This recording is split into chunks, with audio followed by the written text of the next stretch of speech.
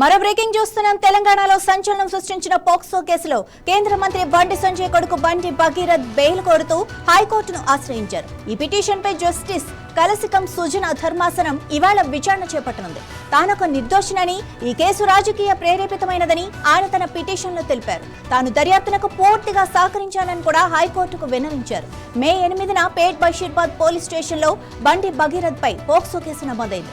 17 ఏళ్ల మైనర్ బాలిక తల్లి ఇచ్చిన ఫిర్యాదుతో పోలీసులు కేసు పెట్టారు. ఆ తర్వాత మే 16న పోలీసులు బండి భగీరథ్ ను అరెస్టు చేశారు. బీబీఎం బ్యాక్లాగ్ స్పెషల్ సప్లిమెంటరీ పరీక్షలకు హాజరయ్యేందుకు గత నెల 20న మేడ్చల్ మల్కాజ్గిరి కోర్టు వారం రోజుల మధ్యంతర బెయిల్ మంజూరు చేసింది. బెయిల్ గడువు ముగియటంతో జూన్ 25న భగీరథ్ తిరిగి చెర్లపల్లి సెంట్రల్ ప్రిజన్ అధికారుల ఎదుట హాజరయ్యారు.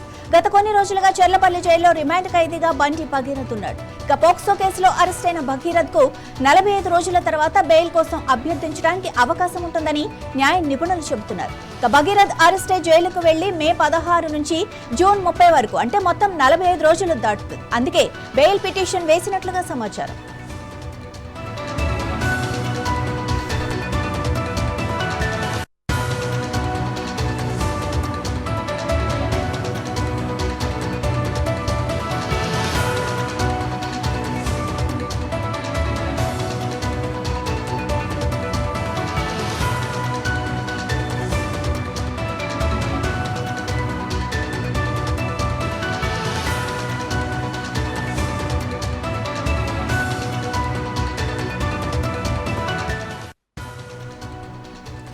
బండి భగీరథ్ బెయిల్ పిటిషన్ నేపథ్యంలో దీని గురించి మరింత సమాచారం మా ప్రతినిధి సుధాకర్ అందిస్తారు. సుధాకర్, ఈ బండి భగీరథ్ కి మరి బెయిల్ వచ్చే ఛాన్స్ ఉందా, ఏమంటున్నారు నిపుణులు?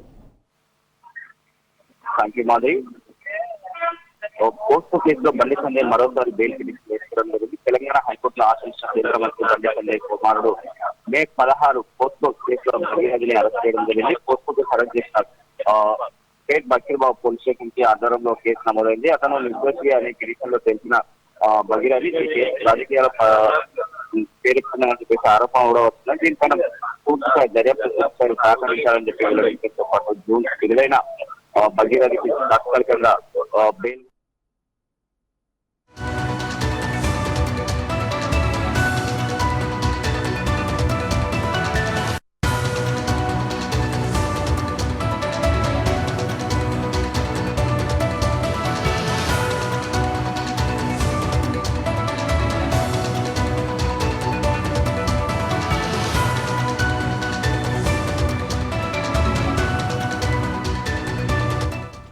Thank you Sudhakar.